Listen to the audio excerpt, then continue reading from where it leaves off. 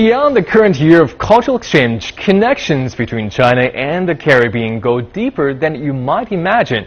For instance, Chinese people settled in Trinidad and Tobago more than 200 years ago. These islands, along with the Bahamas, Barbados, and Jamaica, have each provided 3 films for the Caribbean Film Festival in China, the first of its kind.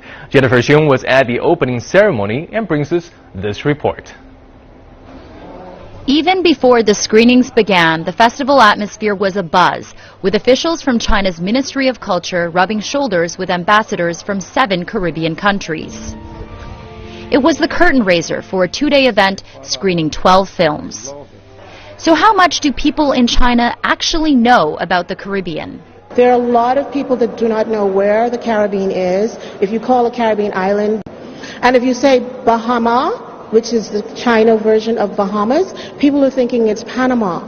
So we know that there's a lot of work we have to do to raise awareness, raise sensitivity, and to build the relationship between the countries, especially when you have such culturally diverse groups. The opening ceremony took place here at the Cervantes Institute in Beijing, one of 70 such centers across the world that promote Spanish language and culture. But it's culture that's in the spotlight this time. According to the very first ambassador of Trinidad and Tobago to China, there's no better way to present that culture than with film. We are focused on documentaries that showcase lifestyles of the Caribbean. And some of the things that we are outstanding in sports, for example. We have selected films about Caribbean people who trace their roots back to China. Because you know, the Chinese went to Trinidad and Tobago 210 years ago. So China is the Chinese community is a very important part of the population of the Caribbean. One such documentary is Finding Samuel Lowe. It follows the journey of retired NBC executive Paula Williams Madison, along with her siblings, to search for their long-lost Chinese grandfather. A journey that took them from Harlem to Toronto to Jamaica and finally to China, where they reunited with hundreds of Chinese relatives they never knew about.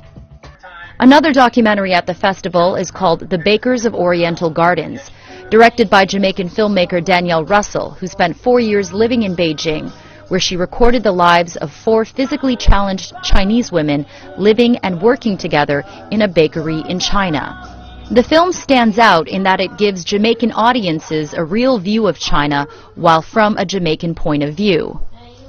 They enjoy it a lot because it shows a different perspective to what they're used to seeing of Chinese people, especially since it's Chinese people in China. You know, they're used to seeing Chinese people in Jamaica, but